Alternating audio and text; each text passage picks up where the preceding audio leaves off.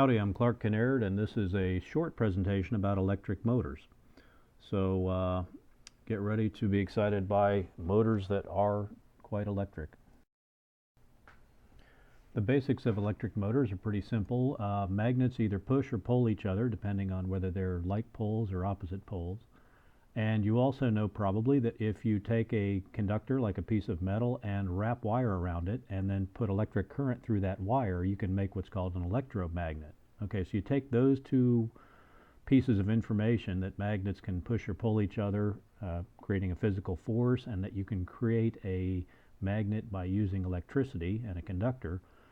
What we're going to do is take wire, wrap it around inside a motor. We're going to put it around a shaft that can spin, and we're going to let that force cause a motion of the electric motor.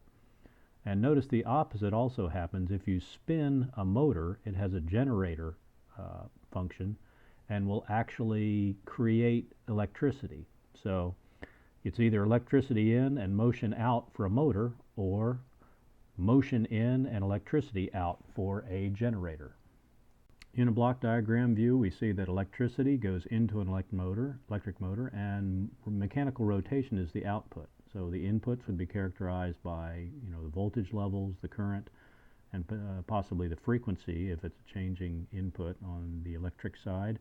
And the mechanical output is characterized by torque, which is a force times a distance, and also the revolutions per minute, or revolutions per second, the speed of the motor. Okay, here's a typical DC electric motor. I'm not sure this is the one we'll be using, but it'll be something sort of similar to this. Part number there, it's a 12-volt motor, meaning typically you're going to get the best performance out of it with 12 volts applied to it, but you don't actually have to. We'll talk about that more later. It's rated for up to 3.8 watts, which is a little bit more than a half an amp times the 12 volts. If you look at that, if you multiply that out, it actually looks like it should dissipate more than that, because about a half an amp times 12 volts should be about 6 watts, but we'll see why it's actually a little bit less than that.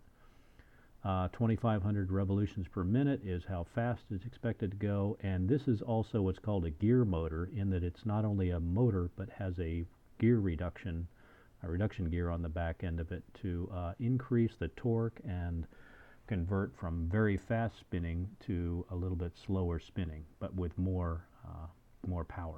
Okay, here's a little bit more of the data sheet, but a lot more information, the details of exactly what you're using when you get this motor. One of the things you'll see, it does have more both electrical and mechanical characteristics in it, which we'll talk about in a general sense in the rest of this little presentation. But read the data sheet, take a look at what you've got, and it'll tell you basically how far you can push the motor and what you expect to get from it.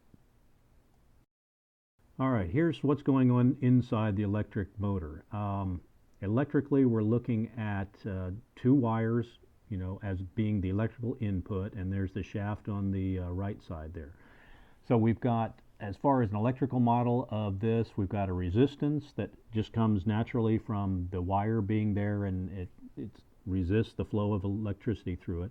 There's an inductance, which is a byproduct of the fact that you've got this coil of wire, so that comes with every electric motor.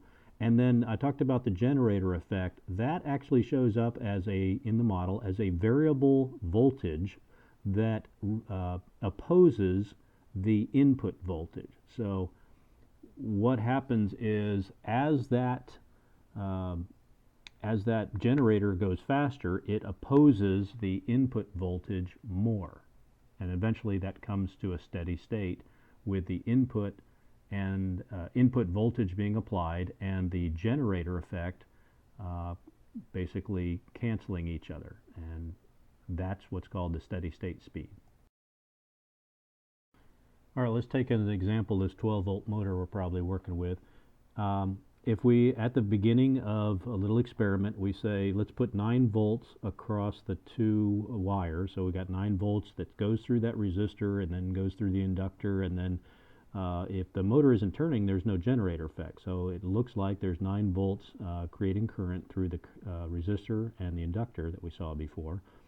and the motor starts to turn, and the motor turns faster and faster until it reaches a sort of a steady state that's based on that 9-volt um, input input voltage. So it's kind of a kind of effect. So that would be for 9 volts.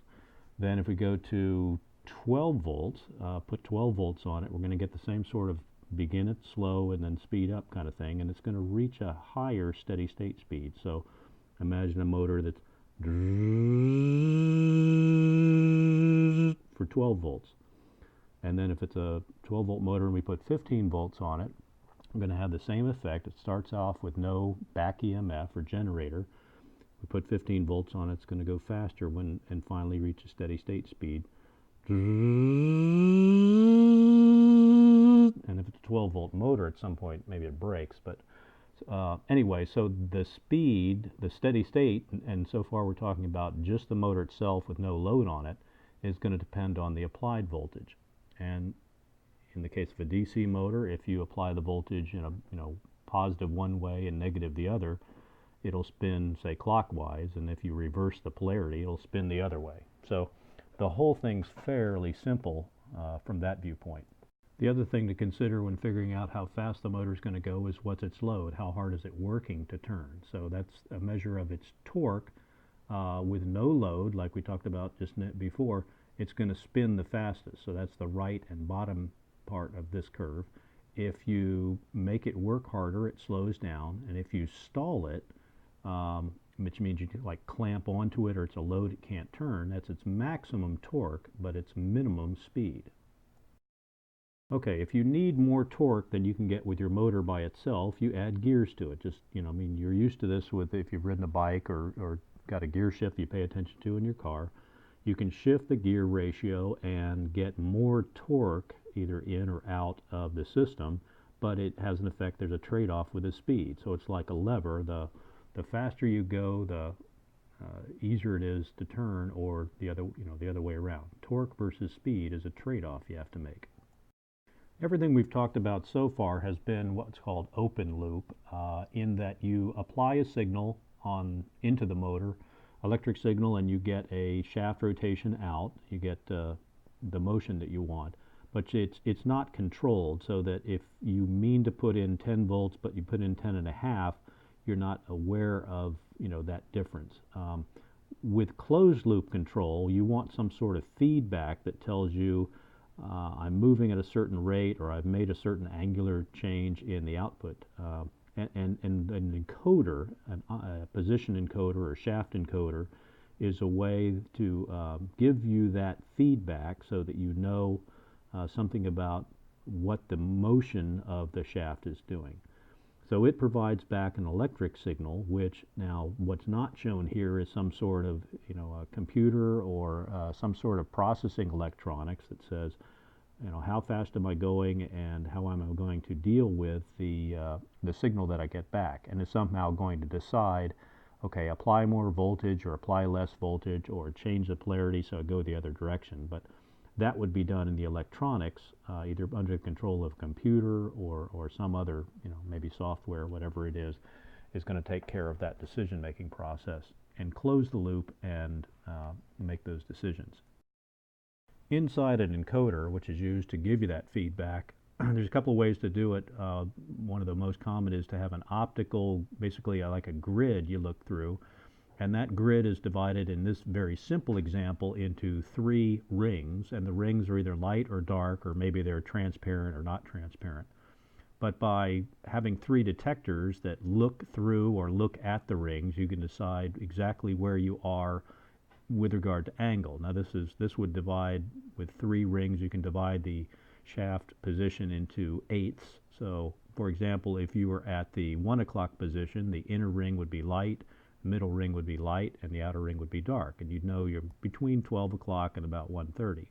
So you can figure out from this kind of what's called an absolute encoder what your actual angle, the absolute angle of what the shaft is. And if you're moving, you would be able to tell that too by watching the bits go by.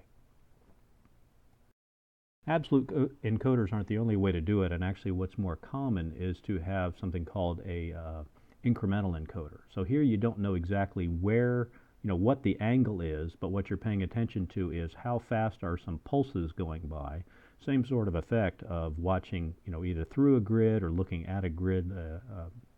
That encoder moves as the shaft moves, and therefore I see pulses of electricity or light or whatever the actual effect is, and I can therefore decide, well, how fast am I turning, and how far have I gone by either counting up the pulses and saying, if I want to move, for example, 90 degrees, and I know there's 400 pulses that'll come out from one complete rotation, then 1/4 of that would be 100, and therefore I can control how far my shaft goes by keeping track of the pulses themselves.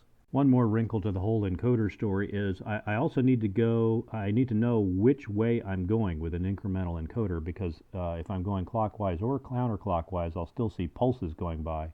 So typically I'll have two tracks slightly offset from each other, which is called a quadrature incremental encoder, because there will actually be 4 states of the 2 tracks, light, light, light, dark, dark, light, and dark, dark, and I can figure out which way I'm going using that kind of a method that says which edge changes first, so therefore I figure out which direction I'm going. Stepper motors in some ways combine closed loop and open loop. They don't really provide a feedback path, but what you do is give them step commands. So they move one step, which is usually a degree or two, every time you give them a particular command, and it's either clockwise or counterclockwise. So they're basically under control as far as position. The only knock on them is they typically take a lot of power to run. Okay, there's some other types of motors. Certainly there's a whole range of things they're used in. Linear motors, like the lower right, can be, you can just make a rail out of it. It doesn't have to be rotary. So you could, if your motion that you want is, linear, go ahead and you can lay down a track, like, trains can sometimes use this kind of thing. Okay, so you lay down a track and you make the whole thing into a giant electromagnet, and you make your coils run on that. There's AC motors that don't depend on DC current but on AC current, and there's things like piezoelectric motors, which depend on the moving properties of crystals to be able to, it's sort of like the magnets, except that's more of a crystal contracts and expands when you put voltage on it. So if you apply a voltage to a very small crystal, and this is the very tiny motor on somebody's finger, it'll expand, and then you put a little bit of one-way gearing or something on it, and you can make that sort of almost like a caterpillar motion by doing the same thing, where the expansion and the contraction of the crystal, when properly sequenced, will make something march along, or make something push little gears that will do this kind of thing. It's used in where really tiny spaces are needed, sometimes in focusing cameras, things like that. So piezoelectric, one more type. We won't use them, I don't think, in this class, but be aware that it's out there. Okay, I will see you in class.